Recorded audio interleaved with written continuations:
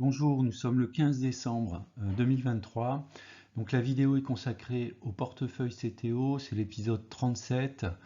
Alors je vais passer un peu de temps, on va faire un petit peu un agenda un peu différent de celui que je fais d'habitude. On va faire un petit bilan du portefeuille compte titre ordinaire sur l'année 2023 qui était bonne. Bon, c'est un petit peu normal, hein, on verra, la performance plus 32% est à relativiser, notamment par rapport aux indices américains, Nasdaq, SP 500. Donc on est au total au niveau du portefeuille à ce jour à 35 530 euros pour des liquidités à 1231 euros. Et puis ce qu'on verra donc en fin de vidéo, c'est la stratégie pour le compte titre ordinaire 2024.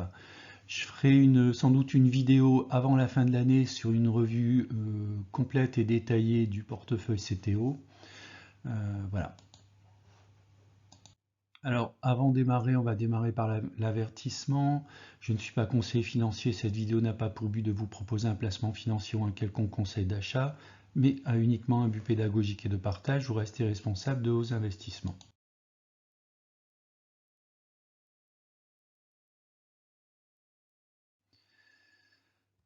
Juste un petit rappel rapide des objectifs du CTO, donc un revenu complémentaire, ça c'est l'objectif à horizon 15 ans. Un versement 350 euros mensuel. Sur le courant de l'année, j'ai respecté ma contribution mensuelle. J'ai même un mois fait un peu plus que la contribution mensuelle.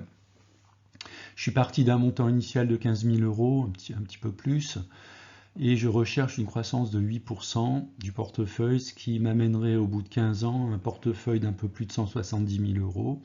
Et si je prends 4% annuellement sur ce portefeuille, et si j'applique donc 30% d'impôt, ça me laisserait 400 euros par mois de revenus associés à ce compte titre.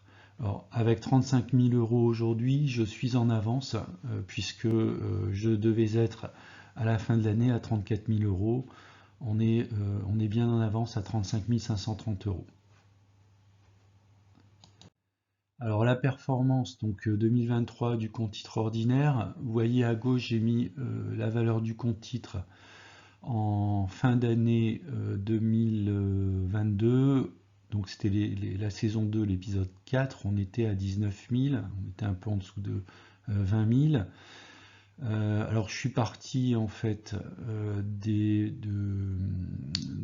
décembre 2022 où j'ai ajouté tous mes apports que j'ai fait sur le courant de l'année 2023. Donc je suis à 27 042 euros. Donc on est actuellement à un peu plus de 35 000 euros, donc soit un gain en fait de 32%.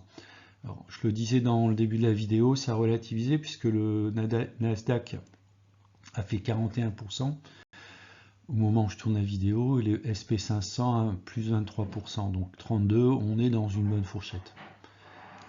Alors, si vous êtes intéressé pour avoir un suivi un peu plus précis du portefeuille, sachez que pour les membres donc, qui rejoignent la chaîne, vous avez le partage en temps réel en fait de toutes les transactions. Donc, vous avez par exemple à gauche un exemple de transaction que j'ai fait sur le compte titre ordinaire il y a un peu plus d'un mois sur Enphase Énergie. Et bien c'est quelque chose que j'ai publié en temps réel. Et dans la plupart des cas, je mets également un commentaire qui explique pourquoi en fait j'ai investi, pourquoi j'ai renversé ou pourquoi j'ai vendu en fait une action. Alors si on regarde le portefeuille à fin 2022, il y avait beaucoup de lignes. Donc je me suis dit on va essayer de rationaliser parce que j'avais pas non plus énormément de temps à passer sur le suivi de chacune des lignes. Donc j'ai procédé à une simplification. Alors comment j'ai fait pour procéder à une simplification? Je me suis basé principalement sur les fondamentaux des actions que je possédais dans le CTO. Donc basé sur les fondamentaux, j'ai écarté dans un premier temps toutes les actions qui n'avaient pas des fondamentaux exceptionnels. Et ensuite, dans un deuxième temps, sur les actions qui me restaient, j'ai tout simplement pris les actions qui avaient les meilleurs fondamentaux.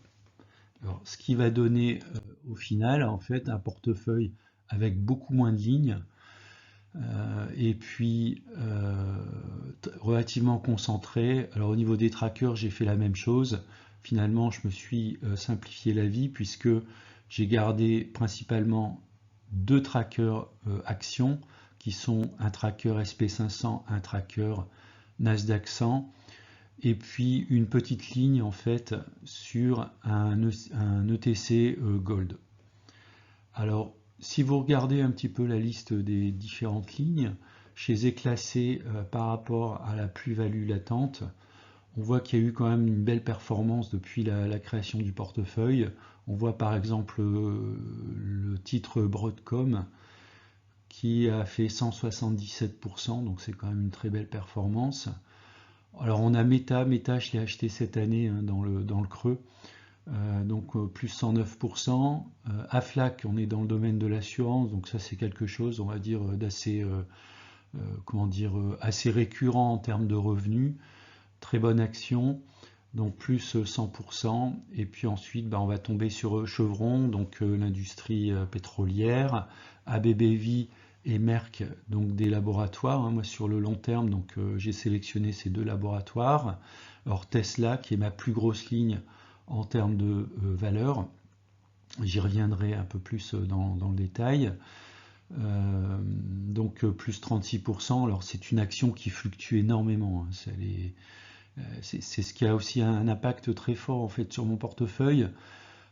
Alors même si effectivement je présente tous les mois la valorisation de mon portefeuille, si on regarde par rapport au mois dernier, on a l'impression qu'il n'y a pas eu vraiment de gros changements, alors que si je faisais une vidéo par exemple hebdomadaire, on verrait quand même qu'il y a une volatilité très très forte qui est notamment liée à la volatilité de Tesla. Alors pour moi, Tesla, c'est un investissement de conviction. Je suis engagé sur Tesla sur minimum 5 ans, voire au-delà. Je pense que c'est une société qui a encore énormément de performances à délivrer. Je fais des vidéos dédiées à Tesla, vous pouvez aller les regarder. Voilà, donc c'est une conviction très forte. Microsoft, effectivement, donc avec l'intégration de ChatGPT dans les moteurs Microsoft, elle a connu un bon boost. À mon avis, c'est pas terminé. Apple, alors qui est un petit peu la valeur sûre, assez solide, on va dire, à posséder en fonds de portefeuille, même si sans doute la croissance va être beaucoup plus faible dans les années à venir. Ça reste quand même une machine à cash qui est assez extraordinaire. Ensuite, on passe sur Alphabet. Donc Alphabet, effectivement, qui va sans doute rattraper son retard sur Microsoft, un business model qui, moi, me semble très intéressant, puisqu'on est sur un secteur technologique présente à peu près partout, sur la mobilité, à l'intérieur des voitures, et puis bien sûr le moteur de recherche et tout le modèle lié à la publicité associée. Enfin, en phase, un peu comme Tesla, c'est aussi un investissement de conviction sur les énergies renouvelables. Je suis très, très favorable aux panneaux solaires. Habitant dans la région sud de la France, j'ai moi-même installé des panneaux solaires. On a un retour sur investissement qui est clair. En phase, domine le marché avec SolarEdge, qui est une solution concurrente et un peu différente, puisque en phase énergie, ce sont principalement des micro-onduleurs qui sont associés à chacun des panneaux, là où SolarEdge, c'est plutôt de l'onduleur qui va gérer plusieurs panneaux. Moi, je pense que sur des installations plutôt une approche privée, alors même s'il peut y avoir une approche aussi B2B, le fait d'avoir des onduleurs sur chacun des panneaux permet, alors c'est mon avis, une meilleure maintenance, un meilleur contrôle, une meilleure optimisation aussi de la transformation d'énergie. Bon, au niveau des trackers, il n'y a pas grand chose à dire. Donc Nasdaq et SP500. Alors j'ai pas tellement renforcé cette année, je le ferai peut-être l'an prochain. si on a un retour en fait vers des niveaux un peu plus bas, puisque tous les indices sont activement en suspension actuellement. Alors quelques mots sur la stratégie CTO 2024 que je vais sans doute développer un peu plus sur d'autres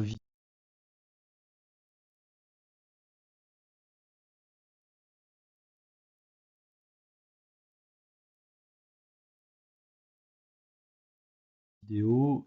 Globalement, deux axes. Le premier axe, alors c'est pas vraiment une nouveauté, c'est continuer de renforcer le portefeuille actuel. Je pense avoir trouvé mon portefeuille plus ou moins idéal sur le compte titre ordinaire.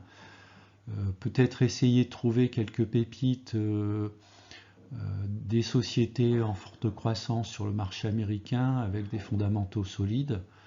Donc là, il y a un gros travail de recherche à faire. J'avoue, j'ai pas trop le temps de consacrer à cette partie-là. Donc, si vous avez des idées de pépites à intégrer dans le compte titre ordinaire, alors exclusivement société américaine, plutôt dans la technologie, forte croissance, forte rentabilité, n'hésitez pas à le poster dans les commentaires.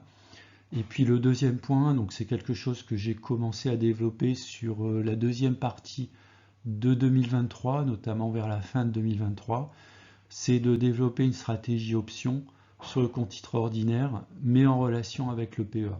Donc l'idée, c'est plutôt que d'opter sur un BX4 sur le PEA, essayer de développer des stratégies options, alors soit sur les actions, soit sur les indices, au travers notamment de l'achat d'actions call, d'options call et d'options put en fait.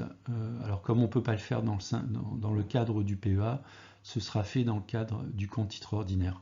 Alors attention, les options à manipuler de manière... faut faire très attention, puisque associé aux options, on a souvent la notion de strike, qui est une barrière désactivante. Lorsqu'elle est atteinte, eh bien, vous perdez l'ensemble de la mise que vous avez pu mettre sur les options. Donc on va dire, c'est un jeu qui peut être relativement dangereux, notamment lorsqu'on n'a pas l'habitude de manipuler ce type de produit. Voilà, c'est la fin de la vidéo. Je vous remercie d'avoir regardé. N'hésitez pas à rejoindre la chaîne. Voilà, pour un coût de 0,99 € par mois. Je vous donne accès aux droites de régression. Vous avez un partage en temps réel de mes ordres avec généralement un commentaire associé à ce partage.